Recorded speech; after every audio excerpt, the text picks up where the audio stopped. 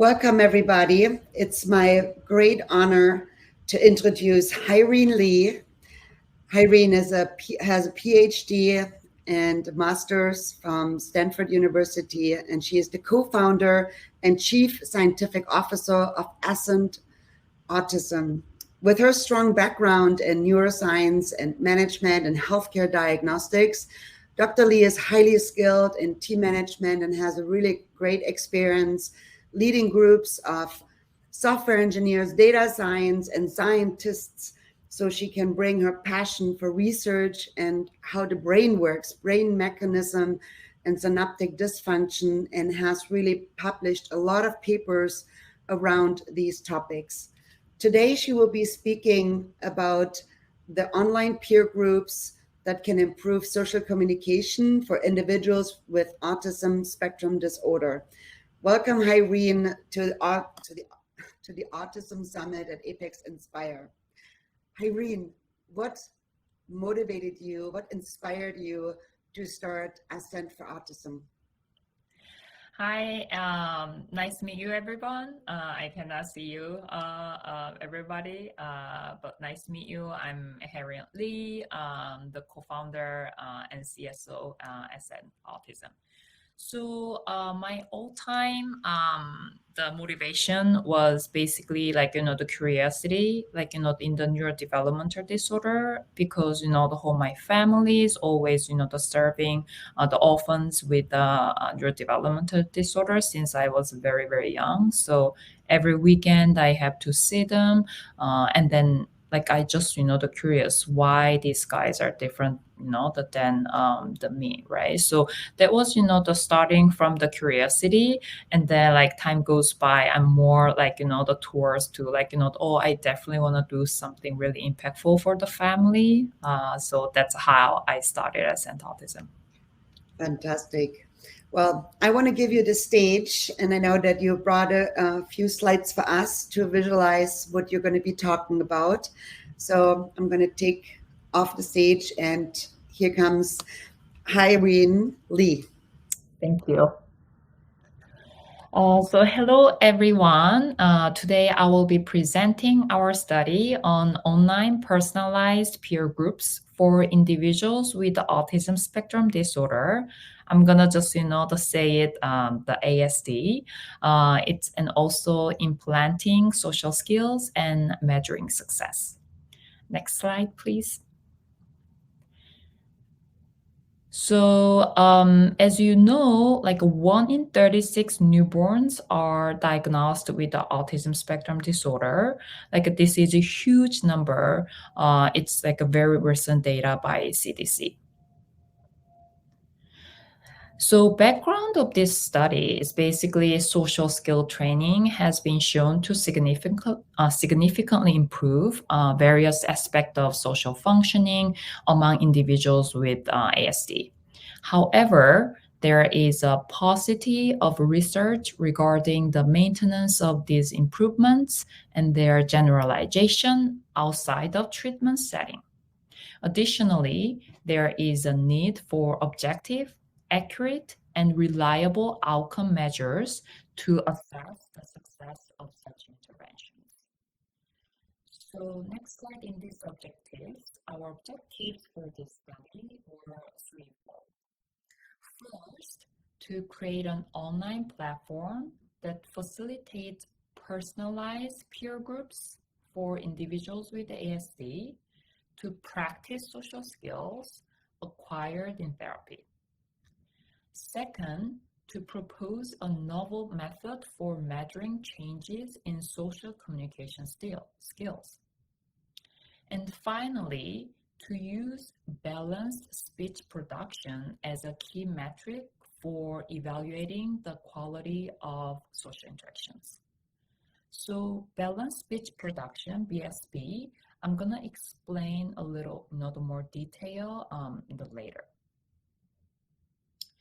So method overall, it's very simple. Basically, like schedule assessment with the whole family, with a child, like both guardians, or sometimes like the just one guardians, and also like the schedule assessment, and then attend assessment. And then our team basically like to match it, like the based on the assessment, we match it like the right peer group. That's overall. So in detail, next slide, please. So number one is online platform design. So we designed an online peer group platform to help individuals with ASD implement and practice social skills by providing facilitated interaction opportunities with peers in a controlled environment. This platform also allowed us to include participants from across the country, increasing the diversity and reach of our study. And then second is initial assessment. A 45 to 6 minutes initial assessment was conducted for each participant by trained facilitator with experience in neurodevelopmental disorders. Then this assessment collected information about the individual's strength, challenges, interest, social skills, social preference, and personality to create an optimal peer group match and enhance the individual's engagement. And then third, it's group formation. So following the initial assessment, participants were matched and placed in weekly Zoom-based peer groups, meaning the online peer groups, consisting of 5 to 7 individuals with ASD. And we sometimes put the like 1 to 3 neurotypical peers for a role model, because a lot of our the individuals are high functioning, so they actually like they need some role model, like from the neurotypical peers. These groups were led by trained facilitators who had access to personal and social attributes and metrics of each participant. So usually these professionals are LCSW, RBTs, BCBAs, like MFD, like a lot of licensed, the professional. And then the group activities. So activities within each group were selected based on individual interests and metrics. So using Ascent Autism's proprietary program designed to create groups that enhance conversations between individuals. So facilitators use the collected data to guide activities and interactions with the group. So lastly, data collection and analysis. So during the peer group sessions, algorithm, we are using the AI-driven software behind, and then automatically measured. That algorithm analyzed speech patterns and transcripts of each participant. So we calculated individual performance based on social skill metrics, again, like such as, the BSP, the balanced speech production, and indicators of social and emotional health as well. So this data was analyzed by our team of facilitators to track progress, set goals, and plan group activities. So all this data always using to prepare the group activities. So these are results basically. So this is participant demographics. So our study included 40 participants with a median age of 15.2 years old, ranging from 80 years old to 22 years old.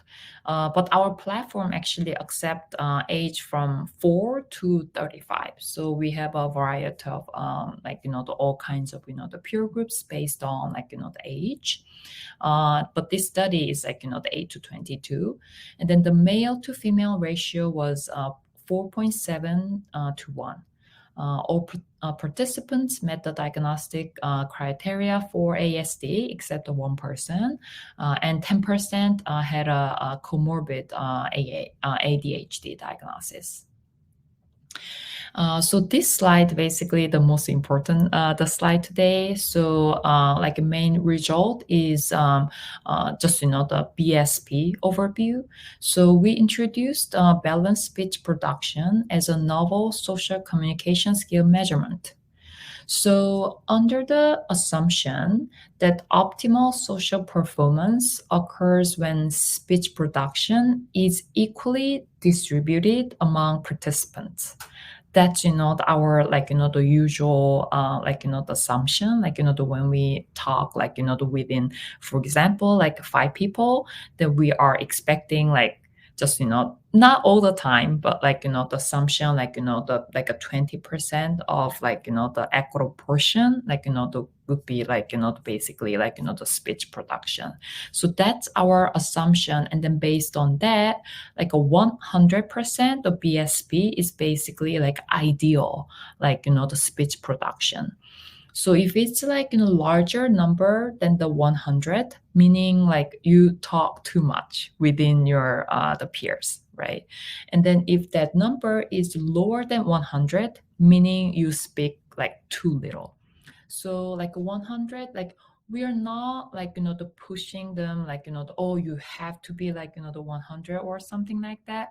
We just to give them a guidance the based on the topics of the group, and then give them a the opportunity to have more the opportunity to say. Sometimes to give them a cue the maybe the the shouldn't to talk too long sometimes the one the peer the talk 5 minutes just straight, right? So that the facilitator the sometimes the intervene, but the most of the time it's just the observation, and then we see how it goes the based on the time has changed.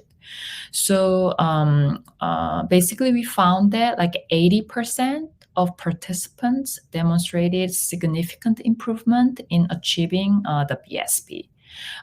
We also the further divided participant into 2 groups based on their initial BSP.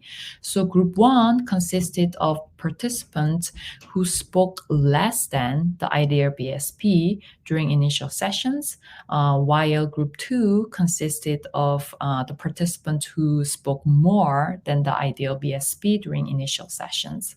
We then analyze the progress of both groups in achieving optimal BSP. So how about the group 1 BSP progress? I brought up the detailed data in the next slide. So participants in group 1 showed a significant increase in BSP values over a 1-month period, trending toward the optimal value. So our analysis include bar graph showing group difference in BSP between the first month and second month. And individual data, you can see the in panel B and C shows a participant actually significantly increase between first month and then second month. And the next slide shows the group 2's BSP progress. So participants in group 2 demonstrated a significant decrease in BSP values over a 1-month period. So also trending towards the optimal value. So as you can see here, similar to group 1, we used the bar graph to show group the difference in BSP between the first month and then second month, and individual data in panel B and C to illustrate participants with the significant and non-significant changes. So these are our the main data based on our online platform shows the social skill the improvement within 2 months with our online platform. So that's the very integrating the result. So, but we still have, a lot of points, that has to be discussed. So next slide shows, our discussion. So our result, the suggested online peer groups provide an effective platform for individuals with ASD to practice and apply social skills acquired in therapy, as measured by our novel objective tool, which is, the PSP, balanced speech production, with an average attendance rate of 81.25%, which is actually the really high. Most of them are attended almost every session. And then we found evidence of engagement and potential effectiveness in these online peer groups. However, future research is needed to assess outcomes using controlled studies and to further establish the validity and sensitivity of our measures in tracking changes in social communication skills over time. So this all data, it's basically observational data. We didn't, basically not modify anything. It's almost just low data, except just, we converted it as a, the BSP percentage. So it's very the pure raw data, just observational. So what we want to do in the future, it's more the controlled, the data, so that we see our social skill improvement. It's actually happening for a long time. And also again, want to track this, the improvement, basically, the stays the over time, very long time. That's, we want to do two things in the near future. So this is our, the discussion point. And then lastly, I want to share some the participant feedback and conclusions. So we received positive feedback from parents of the participating individuals with the comments such as, my son looks forward to his weekly interaction with the group where he has established friendships, which actually literally happens, for the first time for him. That's, really amazing to hear. And then sometimes my son has been in the program for almost 6 months now, and I've seen a tremendous impact on him. I'm so happy and pleased with this program, things like that. So we have a lot of the positive feedback from family. So in conclusion, online personalized peer groups show promise as a tool for enhancing social skills and communication in individuals with ASD. Continued development and research in this area will contribute to a better understanding and support for individuals with ASD in social settings. So this concludes our presentation, and then thank you for your attention, and I'd be happy to answer any questions you may have.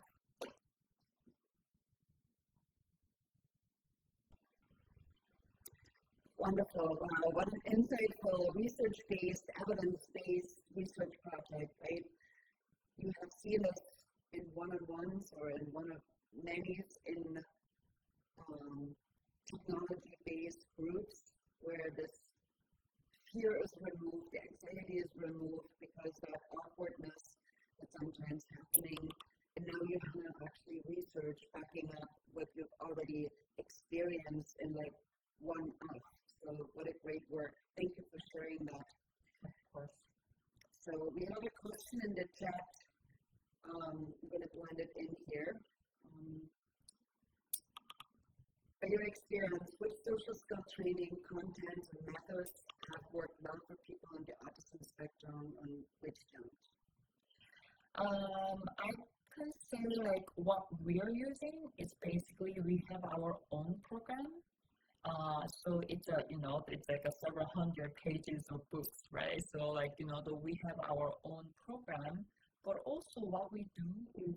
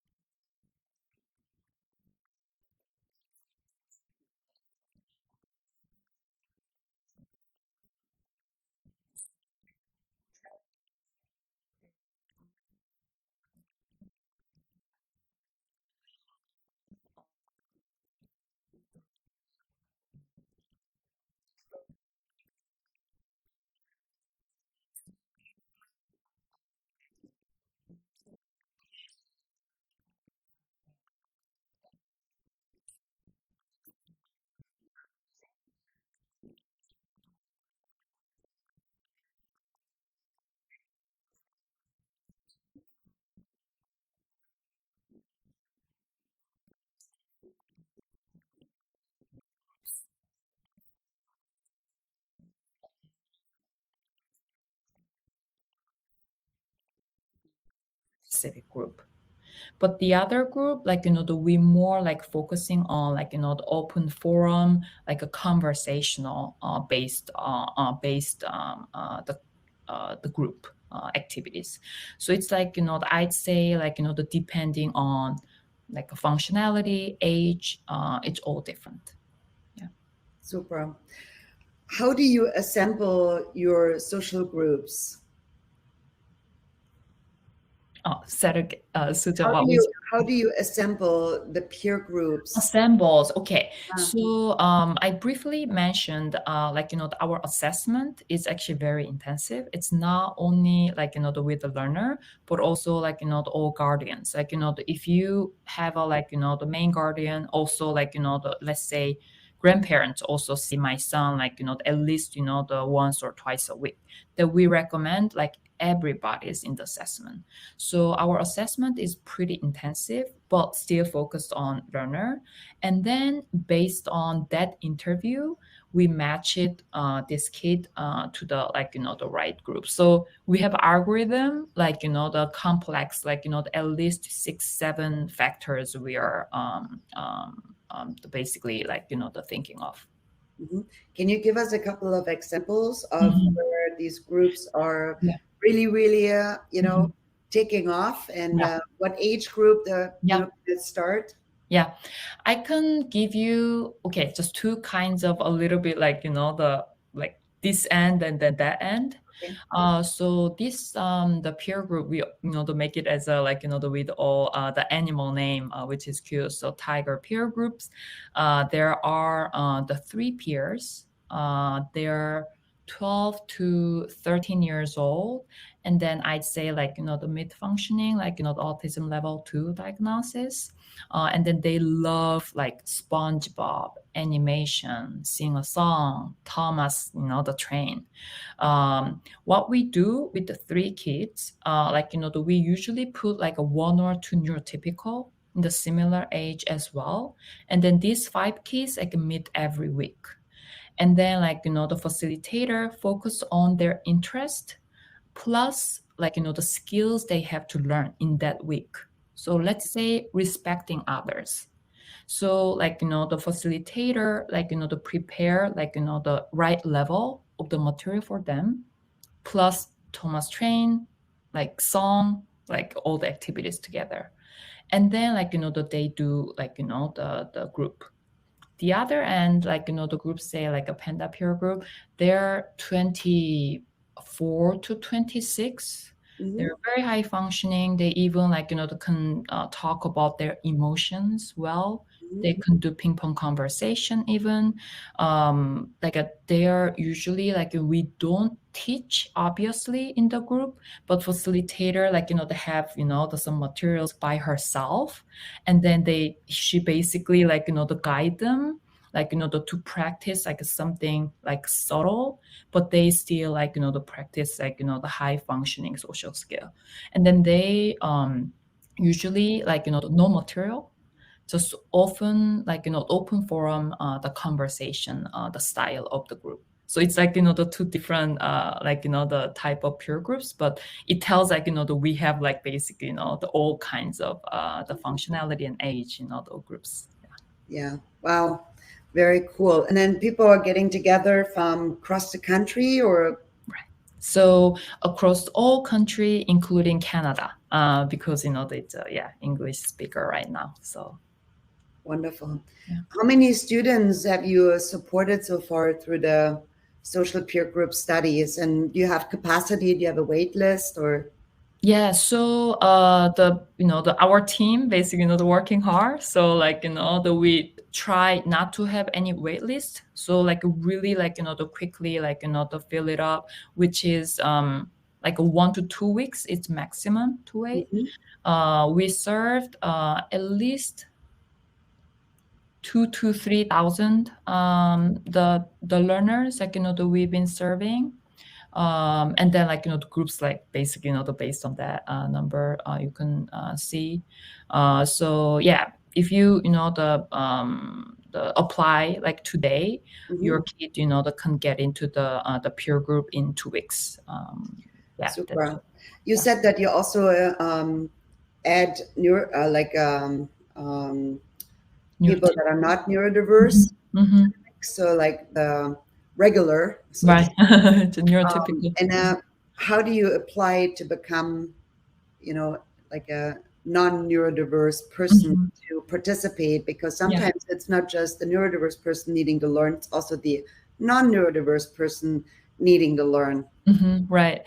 So like it's the process is gonna be same because the all assessment it's gonna be like just to go through the the same steps. So it should be same. Yeah. Super. Yeah. Very, very interesting. Mhm. Well, it was a phenomenal topic, and thank you so much for starting this program. It's such needed.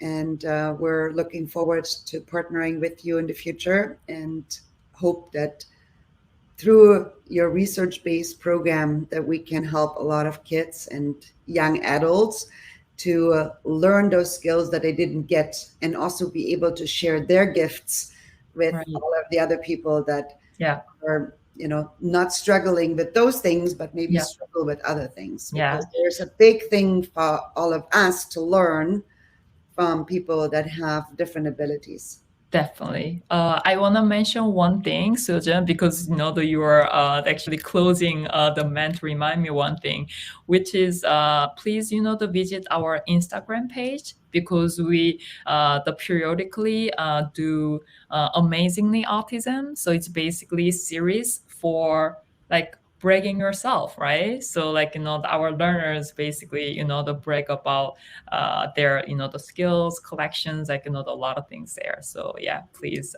check it. Here's one more question from Svenja. She's asking, I think she's in Germany. Mhm. How have you reached out to families? How do you find your program participants? Yeah. So far, what we do is that we do the the advertisement. First of all, we do the advertisement, and also the our the my background, from the Stanford School of Medicine, and also our advisors are UCSF, the Autism Center director and former director. So we have actually the good the reputation from the the close community, but the most of them actually they search it and then they actually find us, which is in a way it's good, but in a way it's sad as well, because that there is a basically the nothing else that they can find in local community, and then actually they ended up like a come Yeah, to us. So that's how. Yeah. yeah. Well, Svenja, I would be super interested in what your experience has been in Germany. So if you're still here and you can hear us, please write in the chat what your exposure is to children and kids with neurodiverse. If you wanted to maybe share that with us in the chat, that would be great. Mhm.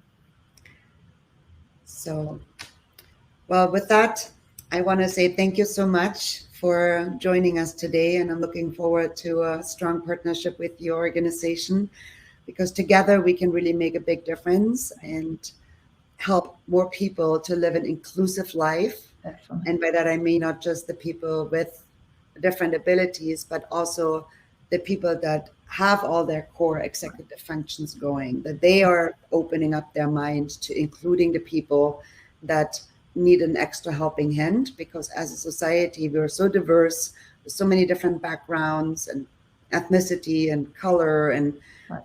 neurodiverse is just one more aspect of our society. And it's so Definitely. important for all of us to work together to make it possible for everybody to participate on everyday life. Definitely. Yeah, I totally agree. Yeah. Thank you Thank you for so having much. me.